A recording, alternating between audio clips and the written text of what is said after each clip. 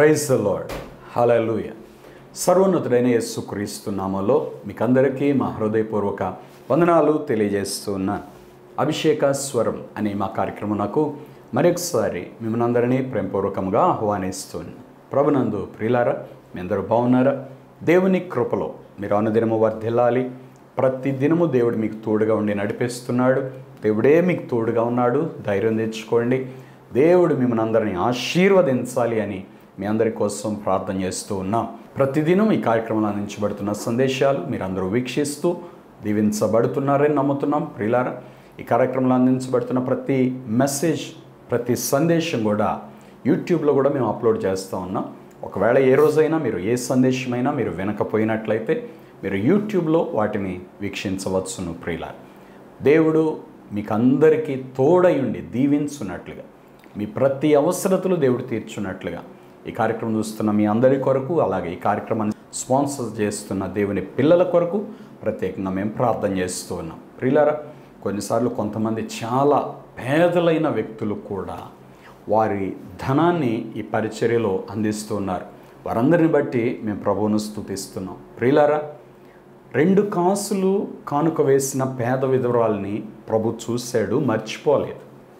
మీ హృదయం అంతటితోటి మీరెంత భారంతో, ఎంత కష్టముతో మీ కానుకలు ఈ పరిచర్యలో పంపిస్తూ ఉన్నారో వాటన్నిటిని ప్రభు తప్పక చూస్తాడు.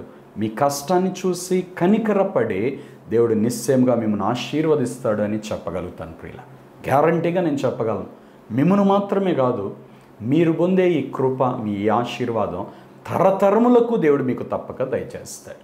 నిజంగా ప్రియులారా, దేవుణ్ణి ప్రేమించేవారిని, దేవుని పరిచర్యను ప్రేమించేవారు, దేవుని సేవకులను ప్రేమించేవారు దేవుడు ఎన్నడూ విడిచిపెట్టాడండి. దేవుడు తోడుండి నడిపిస్తాడు.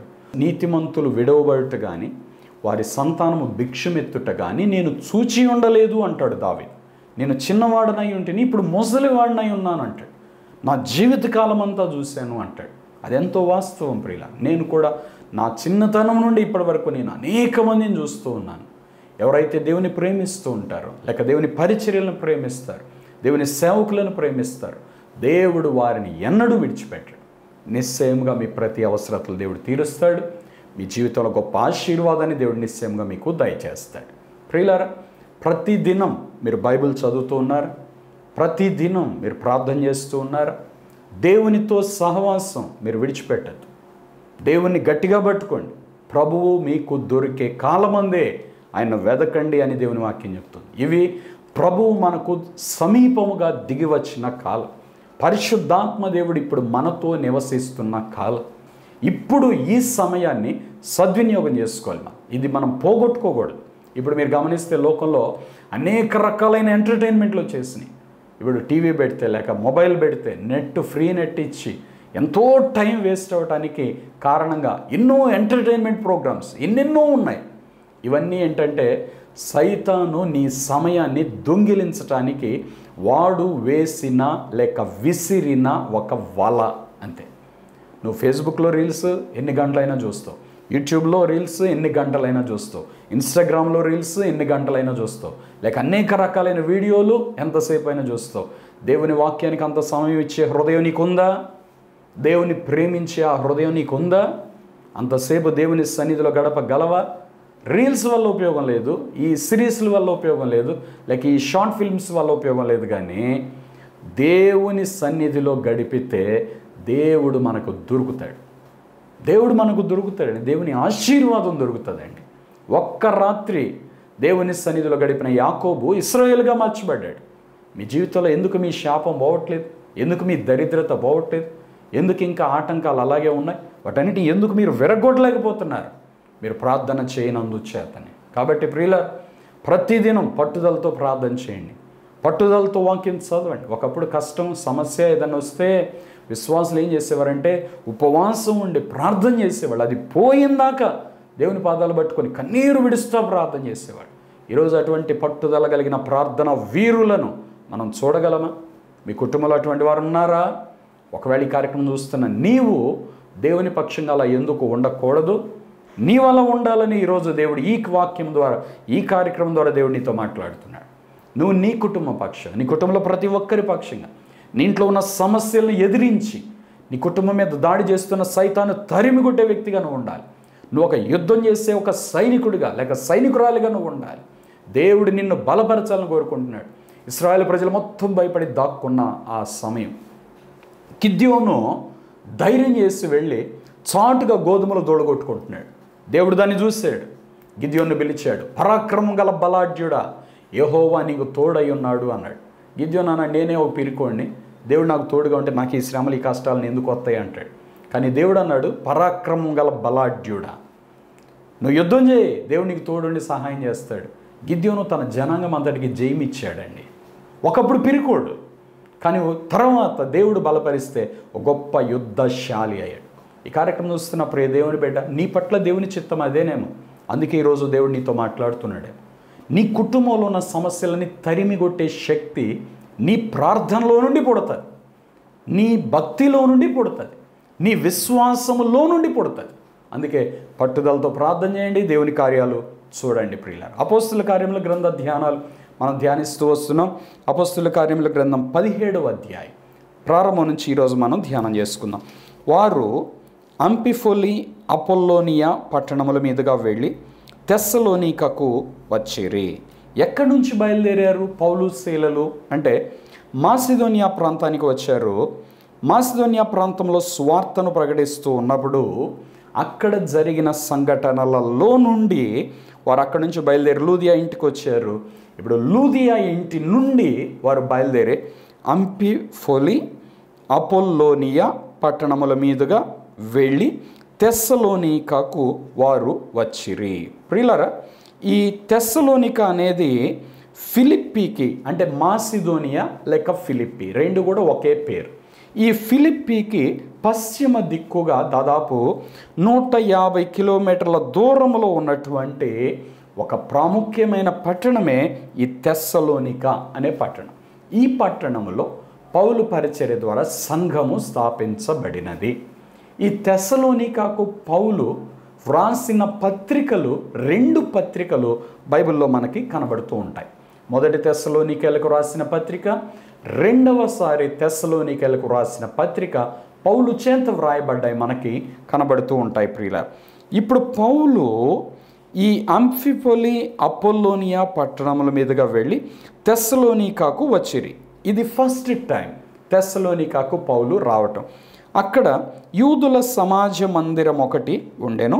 2వ వచనం, గనుక పౌలు తన వాడుక చొప్పున సమాజపు వారి యొద్దకు వెళ్ళి క్రీస్తు శ్రమపడి మృతులలో నుండి లేచుట ఆవశ్యకమనియు నేను మీకు ప్రచురము చేయు యేసే క్రీస్తయ్యున్నాడనియు లేఖనములలో నుండి దృష్టాంతములనెత్తి విప్పి చెప్పుచు వారితో 3 విశ్రాంతి దినములు తర్కించుచుండెను. అంటే 3 వారాలు. చూడండి ప్రియులారా, ఒక సత్యం చెప్పడానికి కొంతమందికి ఎంత టైం తీసుకుంటుందో చెప్పడానికి వీలు.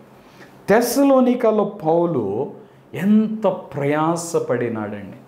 3 వారాలు వారికి ఒక సత్యాన్ని, ఒక మరుగైన సత్యం, ఒక సువార్తను వారికి చెప్పాలి అని పౌలు ప్రయత్నం చేస్తూ ఉన్నాడు. వాళ్ళకి తెలియదు అది క్రీస్తే రక్షకుడని, యేసే క్రీస్తు అని వారికి తెలియదు. క్రీస్తు అని ఎందుకు అంటున్నానంటే, క్రీస్తు అంటే అభిషిక్తుడు లేక మెస్సియా అని యూదులందరూ కూడా ఎదురు చూస్తున్నారు. ఆయన వస్తాడు, మమ్మల్ని విడిపిస్తాడు, మాకు విమోచన ఇస్తాడు, మాకు రాజుగా ఆయన ఉంటాడు, ఆయన మమ్మల్ని పరిపాలిస్తాడు అని ఎదురు చూస్తున్నారు. ఒకసారి నేను ఇజ్రాయెల్ దేశానికి చెందిన ఒక వ్యక్తితోటి నేను మాట్లాడుతూ ఉన్నప్పుడు ఆ వ్యక్తి యేసును నమ్మడు కానీ ఆ వ్యక్తి యూదుడే. ఆ వ్యక్తి నాతో చెప్పిన మాట, we're still waiting for messiah అన్నాడు. నేను అన్నాను, యేసు ప్రభుని మీరు నమ్మరా అంటే, లేదు మేము నమ్మం. యేసు ప్రభుని ఇంకా తెలియని వారు, యేసు ప్రభుని ఇంకా నమ్మని వారు ఈవెన్ ఇజ్రాయెల్ దేశంలో ఉన్నటువంటి యూదులలో కూడా కొంతమంది ఉన్నారు ప్రియుల. ఏ దేశంలో అయినా దేవునిని నమ్మిన వారు ఉన్నారు, దేవునిని నమ్మని వారు ఉన్నారు ప్రియులారా. సత్యము ఉంది, అలాగే అబద్ధం కూడా ఉంది.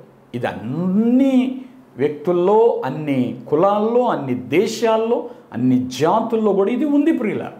అలాగే యేసు ప్రభుని అంగీకరించిన వారు యూదుల్లో ఉన్నారు, యేసు ప్రభువుని అంగీకరించని వారు యూదుల్లో ఉన్నారు. అందుకే పౌలు తన పరిచర్యలో తెస్సలోనిక పట్టణంలో యూదుల సమాజ మందిరంలోనికి వచ్చి వారు పాత నిబంధన ఆ ధర్మశాస్త్ర లేఖనాలు చదువుతూ ఉంటారనమాట.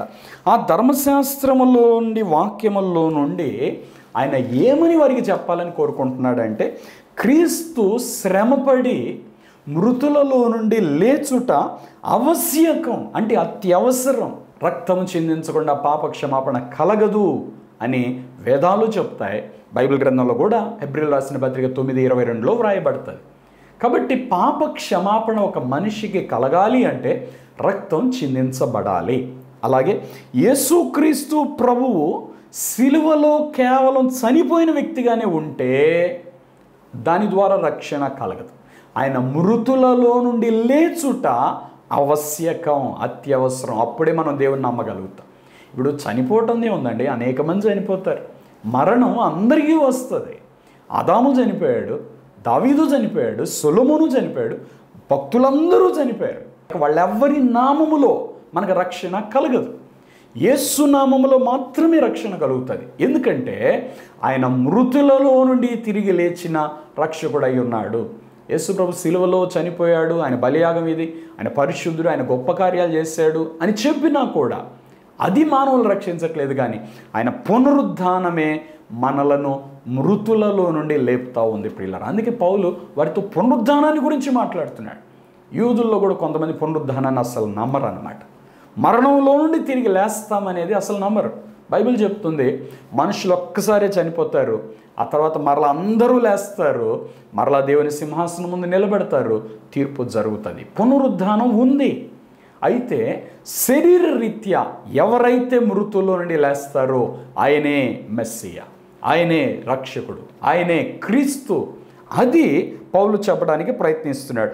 నేను మీకు ప్రచురము చేయు యేసే క్రీస్తు అయి ఉన్నాడని లేఖనములో నుండి అనేక దృష్టాంతములను నెత్తి విప్పి చెప్పుచు వారితో తర్కించుచుండాను. పౌలు చెప్తుంటే వాళ్ళు అట్ట కాదని ఇంకోటి ఏదో చెప్తారు. పౌలు చాలా విషయాలు వాక్యంలో నుండి వారికి చెప్పడానికి ప్రయత్నం చేశాడు. వీళ్ళకి 3 విశ్రాంతి దినములు, యూదులకు విశ్రాంతి దినం అంటే శనివారం ప్రియుల. శనివారం నాడు అది కూడా వాళ్ళ ప్రార్థనలో కూడుకుంటారు. వీటి టయాల్లో ఎవరి పనుల్లో వాళ్ళు ఉంటారు కాబట్టి అందరూ ఒకసారి కనబడరు. కాబట్టి పౌలు తన అలవాటు ఏంటంటే ఖచ్చితంగా యూదుల ఆచారం ప్రకారం విశ్రాంతి దినాన్ని పరిశుద్ధంగా ఆచరిస్తాడు అన్నమాట. ఖచ్చితంగా దేవుని మందిరానికి వెళ్తాడు, ఖచ్చితంగా దేవుని వాక్యం వింటాడు, అక్కడ దేవుని సన్నిధిలో ఆరాధనలో పాల్పొందుతాడు. అది ఆయన అలవాటు. అందుకే ఇక్కడ మనం చూస్తాం చూడండి 17వ అధ్యాయం 2వ వచనం. గనుక పౌలు తన వాడుక చొప్పున సమాజపు వారి వద్దకు వెళ్ళి, తన వాడుక అంట, తనకు అలవాటు, అది తనకొక డ్యూటీ అంతే. విశ్రాంతి దినం వచ్చిందంటే ఖచ్చితంగా సమాజ మందిరానికి వెళ్ళాల్సిందే, సినగోగ్కు వెళ్ళాల్సిందే, అక్కడ దేవుని ఆరాధనలో ఉండాల్సిందే. ఆడకు వెళ్ళిన తర్వాత యేసును గురించి చెప్పడం ప్రారంభించాడు. 3 వారాలు వారితోటి చాలా విషయాలు పౌలు మాట్లాడాడు. 4వ వచనం. వారిలో కొందరు భక్తి పరులకు గ్రీసు దేశస్థుల్లో చాలామంది ఘనత గల స్త్రీలలో అనేకులు ఒప్పుకొని పౌలుతోనూ శీలతోనూ కలిసి కొనిరి. చూడండి ప్రియులారా, ఇక్కడ అనేక మంది క్రీస్తును అంగీకరించడం అనేది మనకి కనబడుతూ ఉంది. వీరు ఎవరెవరు అనేది ఇక్కడ మనకు ఉంటుంది చూడండి. వారిలో కొందరు అనగా తెస్సలోనిక పట్టణంలో ఉన్నటువంటి కొందరు. తెస్సలోనిక పట్టణంలో భక్తి పరులకు గ్రీసు దేశస్థులలో చాలామంది, గ్రీసు దేశస్థులు వారు సువార్తను విని అంగీకరించారు. యూదులు కొంతమంది అంగీకరించలేదు కానీ అన్యులు అంగీకరించారు. అదేంటో ప్రియులారా, కొన్నిసార్లు మాకు యేసు ప్రభు తెలుసు అండి, చిన్నప్పటి నుంచి మేము చర్చికి వెళ్తామండి అన్నోళ్ళు మారు మనసు పొందరు. కానీ ఎప్పుడు వాక్యం వినని వారు, ఏదో అప్పటికప్పుడు యేసుని గురించి విన్నవారు, వారు త్వరగా మారు మనసు పొంది త్వరగా బాప్టిజం తీసుకొని మళ్ళా నమ్మకంగా దేవునిలో కొనసాగటం కొన్నిసార్లు జరుగుతూ ఉంటుంది. కొంతమంది అనుకుంటారు మా దేవుడే, మాకు తెలియదా చిన్నప్పటి నుంచి, మేము చిన్నప్పటి నుంచి చర్చికి వెళ్తాం. నువ్వు చర్చికి వెళ్ళొచ్చు నాన్న, నువ్వు మారు మనసు పొందావా? ఆ రోజుల్లో యేసు క్రీస్తు ప్రభువుని రక్షకునిగా నమ్మటం ప్రాముఖ్యమైనది. ఈ రోజుల్లో యేసు క్రీస్తు ప్రభువుని రక్షకునిగా నమ్మి బాప్తిస్మం పొందటం అనేది ఈరోజు సంఘంలో ప్రాముఖ్యమైనది. ప్రియులారా, ఆ రోజు యూదులు యేసును క్రీస్తుగా మెస్సియగా వాళ్ళు ఒప్పుకోలేదు. ఈనాడు విశ్వాసుల్లో కొందరు యేసును తమ స్వంత రక్షకునిగా అంగీకరించటానికి, తమ హృదయంలో చేర్చుకోవటానికి, దాని మూలముగా బాప్తిస్మం పొందటానికి ఒప్పుకోవట్లేదు. ఆనాడు వారు చేసిన అవిధేయతే ఈనాడు అనేక మంది చేస్తున్న అవిధేయత. నువ్వు బాప్తిస్మం పొందకుండా, నువ్వు మారు మనస్సు పొందకుండా, నువ్వెంతకాలం క్రీస్తును వెంబడించినా నీ భక్తి మొత్తం వ్యర్థమే. ఎందుకు పనికిరాదు? ఆ భక్తిని నువ్వు రక్షించలేదు, ఆ భక్తిని నువ్వు దేవుని రాజ్యమునకు తీసుకుని వెళ్ళలేదు. మారు మనస్సు, బాప్తిస్మం చాలా ప్రాముఖ్యమైన ప్రియులారా. బాప్తిస్మం ఇచ్చి యోహాను బాప్తిస్మాన్ని ప్రకటించాడు, మారు మనస్సు పొందండి అని చెప్పాడు.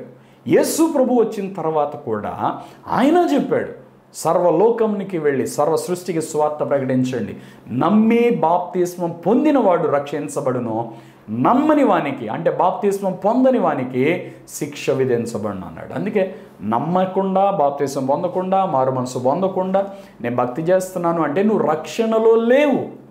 పౌలు ఇక్కడ యూదులు సమాజ మందిరానికి వస్తున్నారు, ఆరాధన చేస్తున్నారు, వాక్యం వింటున్నారు, కానీ వారి కోసమై దిగి వచ్చిన దేవుని కుమారుణ్ణి, మెస్సియాను, రక్షకుణ్ణి గురించి వారు తెలుసుకోలేకపోయారు.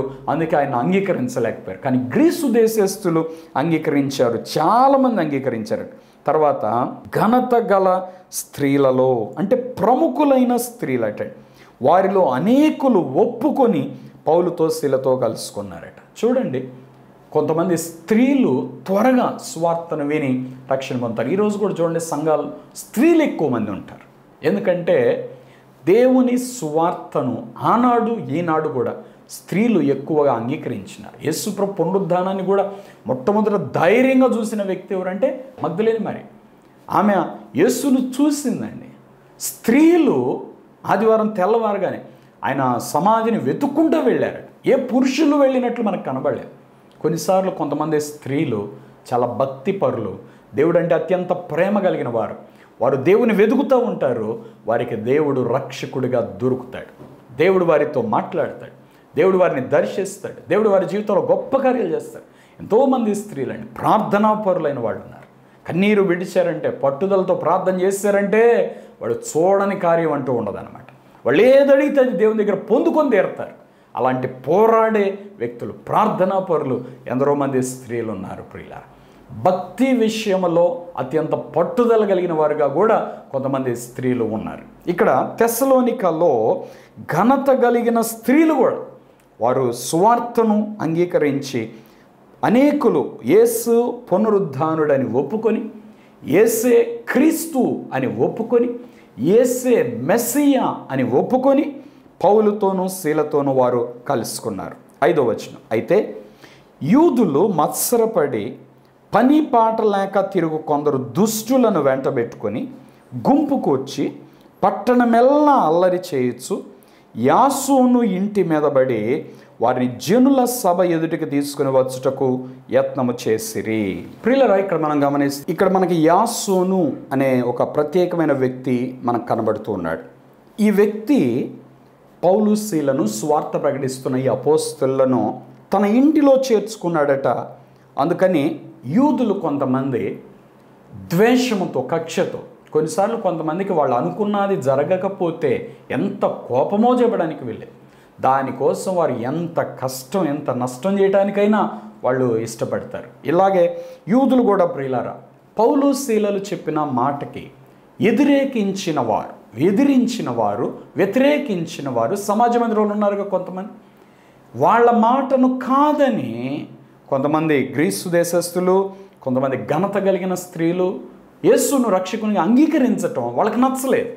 దాంతో వాళ్ళు అల్లరి చేసే కొంతమంది గుంపుని వారు వెంటబెట్టుకొని యాసోను ఇంటి మీద బడి అందొస్తా అంటే ఒక దౌర్జన్యంగా ఓ ఇంటి మీద బడి కొట్లాటకే వాళ్ళు బయలుదేరు. ప్రియులారా, ఈనాడు కూడా స్వార్థ నిమిత్తమై ఏమీ చేయలేక కొంతమంది ఇటువంటి అల్లర్లు రేపేవారు ఆనాడు ఉన్నారు, ఈనాడు కూడా ఉన్నారు. 6వ వచనం, అయితే వారు కనబడనందున యాసోనును కొందరు సహోదరులను ఆ పట్టణపు అధికారుల యొద్దకు ఈడ్చుకొని పోయి, భూలోకమును తల క్రిందు చేసిన వీరు ఇక్కడికి కూడా వచ్చి ఉన్నారు, యాసోను వీరిని చేర్చుకొని ఉన్నాడు, వీరందరూ యేసు అని వేరొక రాజున్నాడని చెప్పి కైసరు చట్టములకు విరోధములుగా నడుచుకుని వారు అని కేకలు వేసిరి. ప్రియులారా, ఈ 5, 6, 7 వచనాల్లో మనకి యాసోను అనే గొప్ప వ్యక్తిని గురించి రాయబడ్డది.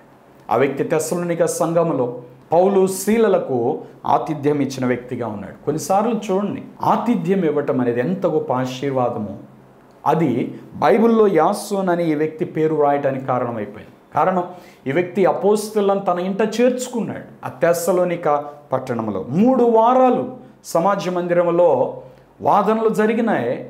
ఆ 3 వారాల తర్వాత అనేక మంది ప్రభువుని అంగీకరించారు. వారిలో యాసోను అనే వ్యక్తి కూడా ఉన్నాడు. ఈ వ్యక్తి కొందరు సహోదరులు, వాళ్ళందరూ వీరికి ఆతిథ్యం ఇచ్చేటప్పటికి వీరు యాసోను ఇంటి మీద పడ్డారు. యూదులు వచ్చి కొంతమంది దుష్టులైన గుంపు తీసుకొని వస్తే యాసోను ఇంట్లో వీరికి పౌలు శీలలు కనబడలేదు.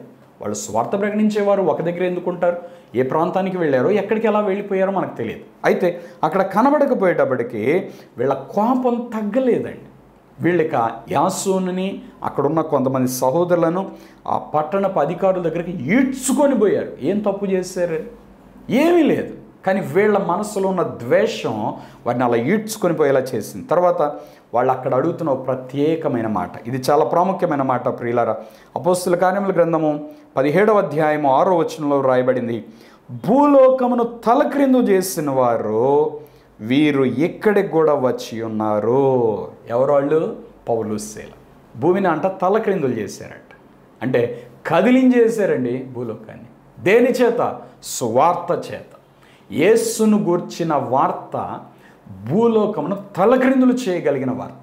అంటే దుష్టులకు భయాన్ని పుట్టించగలదు, దుష్టత్వాన్ని నాశనం చేయగలదు. అందుకే వాళ్ళకి భయం. ఎవరికి భయం? దుష్టులకి భయం అండి. సత్యవర్తనుడైతేనంట ప్రేమిస్తాడట యేసయ్యని, దుష్టుడైతే ద్వేషిస్తాడట. స్వార్థకు వ్యతిరేకంగా లేచిన ప్రతి వ్యక్తి దుష్టుడేనండి. తన తప్పును కప్పిపుచ్చుకోవటానికి ఇతరులు తప్పుడోళ్ళు అని కేకలు వేస్తాడట. ఇక్కడ పౌలు శీలలో చేస్తుంది సువార్త, సత్యం. దాంట్లో అబద్ధమేమి లేదు, అనుమానమేమి లేదు. యేసు ప్రభు భూలోకానికి వచ్చింది వాస్తవం కాదా? యేసు ప్రభు చేసిన బలియాగం వాస్తవం కాదా?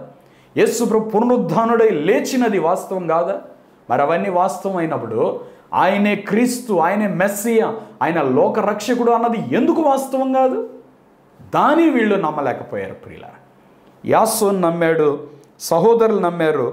ఇప్పుడు వాళ్ళని పట్టుకొని బలవంతంగా న్యాయాధిపతుల దగ్గరికి ఈడ్చుకొని పోయి అక్కడ వీళ్ళు చెప్తున్న మాట ఏంటంటే, భూలోకమును తలక్రిందులు చేసిన వారు ఇక్కడికి కూడా వచ్చి ఉన్నారు, యాసోను వీరిని చేర్చుకొని ఉన్నాడు, వీరందరూ యేసు అని వేరొక రాజు ఉన్నాడని చెప్పి, యేసు ప్రభు రాజుగా అసలు ఆయన చెప్పలేదు, వీళ్ళు ఎక్కడ చెప్తారు? యేసు క్రీస్తు అని చెప్పారు వాళ్ళు, యేసు మెస్సియా అని చెప్పారు. అంటే మెస్సియాను యూదులు ఒక రాజుగా వస్తాడని ఎదురు చూస్తున్నారు. భౌతికంగా వచ్చే ఒక మనిషిలా చూస్తున్నారండి. యుద్ధాలు చేసి ప్రపంచాన్ని జయించి యూదుల వరకు ఒక రాజ్యాన్ని స్థాపిస్తాడు అని వాళ్ళు ఎదురు చూస్తున్నారు.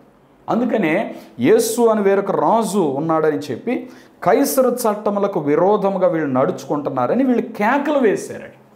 కైసరు ఆనాడు పరిపాలిస్తున్న రాజు, ఆయనకు చట్టాలకు విరోధంగా వీళ్ళు ప్రవర్తిస్తున్నారని ఈ యాసోను మీద, సహోదరుల మీద నేరారోపణ చేస్తూ వీళ్ళందరూ కేకలు వేశారు. 8వ వచనం, ఈ మాటలు వినుచున్న జన సమూహమును పట్టణపు అధికారులను కలవరపరచిరి.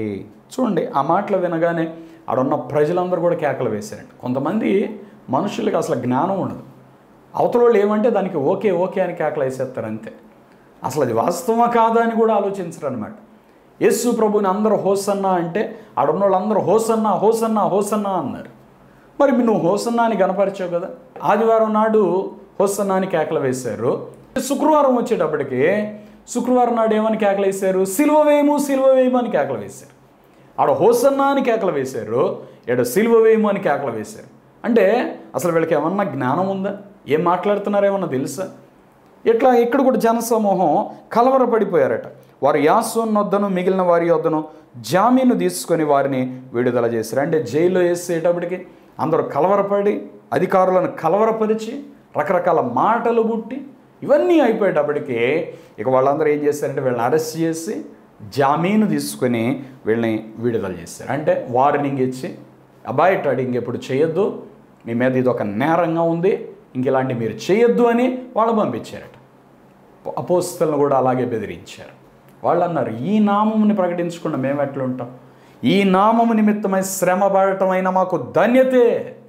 అలా ఒప్పుకున్నారు ప్రియులారా. అలాంటి విశ్వాసం కలిగిన వారిని ఎవరు కదిలించలేరు. ఇక్కడ ఇంత గొడవ అయ్యేటప్పటికీ అప్పుడు పౌలు శీలలు అక్కడే ఉన్నారు, కానీ సహోదరులు వారిని దాచిపెట్టేశారు. వారిని ఈ గుంపుకి దుష్టులైన ప్రజలకు అప్పగించలేదు ప్రియులారా. అయితే దాచిపెట్టిన తర్వాత వారందరూ వెళ్ళిపోయిన తర్వాత 10వ వచనం, వెంటనే సహోదరులు రాత్రి వేళ పౌలును శీలను బెరయాకు పంపించిరి. ఈ బెరయా అనే ఈ ప్రాంతం తెస్సలోనిక అనే ఈ ప్రాంతానికి 100 కిలోమీటర్ల దూరం. చూడండి, ఎక్కడ గొడవ జరిగినా దూరం 100 కిలోమీటర్ల సువార్త వెళ్తుంది. ఇప్పుడు బెరయాలో సువార్త వారు వచ్చి యూదుల సమాజ మందిరంలో ప్రవేశించిరి. సేవ మాత్రం ఆగలేదండి. ఇక్కడి నుంచి జరుగుతున్నారు, అక్కడ కొంతమంది రక్షించబడ్డారు, వారి ద్వారా అక్కడ సంఘం కట్టబడుతుంది. ఇట్లా పౌలు ద్వారా అనేక సంఘాలు కట్టబడ్డాయి. శ్రమలు సంఘాన్ని విస్తరింపజేసినయే కానీ సువార్తను ఆపలేకపోయింది. సంఘములో ఉన్న విశ్వాసులు చిందించిన రక్తపు బొట్టు సంఘ పరిచర్యకు పునాదిగా అది మారిపోయిందండి, మూలంగా మారిపోయింది అంతే. అలా అనేక సంఘాలు వ్యాపించాయి. కాబట్టి ప్రియ దేవుని బిడ్డలారా, క్రీస్తు నిమిత్తమై ఎటువంటి శ్రమ కలిగినను దేవుని కొరకు నిలవబడటమే అపోస్తలులు మనకు నేర్పిస్తున్న పాఠమై ఉంది. దేవుని కొరకు నమ్మకస్తులుగా జీవించే వారిని దేవుడు ఎన్నడూ విడిచిపెట్టడు. దేవుడు వారిని తప్పిస్తాడు, అపాయాలు వచ్చినా తప్పిస్తాడు, ఆపదలు వచ్చినా తప్పిస్తాడు, దేవుడు కాపాడుతాడండి. దేవుడు తన పిల్లల్ని ఎన్నడూ విడిచిపెట్టడు.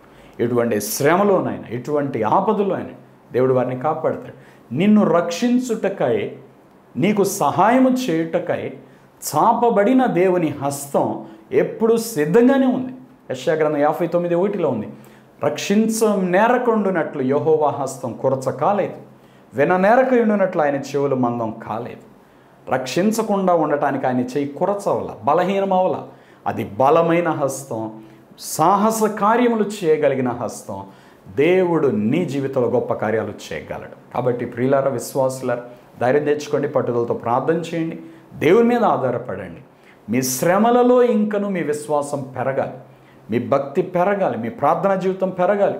సాతాను వచ్చి నేను కదిలించడానికి ఊపుతుంటే నువ్వింకా స్ట్రాంగ్ అయిపోవాలి. అప్పుడు సైతానికి భయం పుట్టి పారిపోవాలి నీ యొద్ద నుండి. మరలా నీ యొద్దకు రావాలంటే భయపడాలి. ఓ దైవజనుడు ఒక మాట చెప్తుంటే విన్నాను, పెనం ఉందనుకోండి పొయ్యి మీద, కింద పొయ్యి మంట ఆరిపోయింది అనుకోండి, ఈ పెనం మీద వచ్చి ఏగలు అన్నీ తైతక్కలాడతాయట. అదే కింద మంట పెట్టి చూడు, ఈ పెనం వేడి చేసి చూడు, ఆడమని ఇప్పుడు వచ్చి తైతక్కలు ఏదో వచ్చి ఆడిద్దో దగ్గరిదాపుల్లో కూడా రాదు, ఎడకి రాగానే సెగదగులుద్ది, పారిపోద్ది అటు నుంచి అట్టే. దీని మీద కాలు కూడా పెట్టలేదు, ఎందుకంటే కింద మండుతున్న అగ్ని. దేవుడు మీకు తోడుగా ఉండి మిమ్మల్ని అలా మండించాలి. అందుకే ఎక్కువ ప్రార్థన చేయండి, ఎక్కువ వాక్యం చదవండి, ప్రభువును వెదకండి, ప్రభువును సంపాదించుకోండి. ప్రభు మీకు దొరికే కాలం గట్టిగా పట్టుకోండి, దేవుని కార్యాలు అనుభవించండి. ప్రార్థన చేసుకుందాం, తల వంచి కళ్ళు మూసుకోండి, మీ కొరకు ప్రార్థన చేస్తాను. పరిశుద్ధుడైన తండ్రి, ప్రేమ కలిగిన ప్రభా, బిడ్డలను తాకండి. ఈ కార్యక్రమం చూస్తున్న మా ప్రియులందరినీ దర్శించండి. ఏ సమస్యలను వాటిని విడిపించండి. బిడ్డలకున్న ప్రతి అనారోగ్యాన్ని బాగు చేయండి. విశ్వాసం నేర్పించండి, పట్టుదలతో ప్రార్థన చేయటం నేర్పించండి, వాక్య ధ్యానం నేర్పించండి. నూతన శక్తి, నూతన బలము దయచేయండి, నూతన విశ్వాసము దయచేయండి. ఆత్మలో మండేవారిగా చేయండి ప్రభు. అటువంటి కృపను దయచేయండి, అటువంటి ఆత్మను దయచేయండి. ఈ కార్యక్రమం చూస్తున్న ప్రతి వ్యక్తిని, ప్రతి ఇంటిని, ప్రతి కుటుంబాన్ని మీరు దర్శించండి.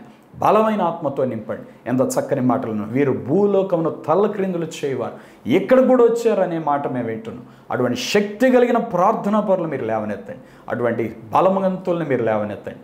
ఈ కార్యక్రమం వస్తున్న ప్రతి వ్యక్తిని, కుటుంబాన్ని దీవించండి. వారి సమస్యలన్నీ తొలగించి, వారికి ఉన్న ప్రతి బాధ ఇబ్బందులు విడిపించి, ఆత్మీయ జీవితంలో మండేవారిగా చేయండి. పరిచర్యలు ఆశీర్వదించండి, సంఘాలను దీవించండి, సేవకులను దీవించండి, వారి కుటుంబాలను దీవించండి. ఈ కార్యక్రమాన్ని సపోర్ట్ చేస్తున్న బిడ్డలందరినీ దీవించండి, తోడు నడిపించమని యేసు నామంలో ప్రార్థిస్తున్నాను తండ్రి, ఆమేన్.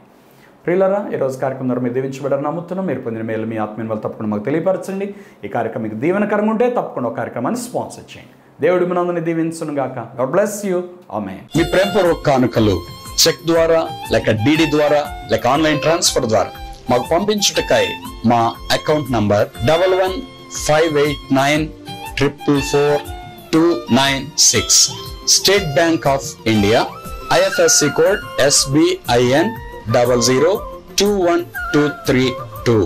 అలాగే మీ ప్రేమపూర్వక కానుకలు గూగుల్ పే ద్వారా, ఫోన్ పే ద్వారా, అలాగే పేటిఎం ద్వారా కూడా మాకు పంపించవచ్చును. మీరు మాకు పంపించుటకై మా ఫోన్ నంబర్స్ 9346892569, మరి యొక్క నంబర్ 8886667676. అలాగే మీరు మమ్మల్ని సంప్రదించుటకై మా చిరునామా pastor M. John Wesley, door number 59-3-444, Redla Bazar, పాత గుంటూరు, గుంటూరు. Pin number 522001. మీ ప్రార్థన అవసరతలు మాకు తెలియపరచుటకై మా ఫోన్ నంబర్స్ 8866667676, మరి యొక్క నంబర్ 7075159777.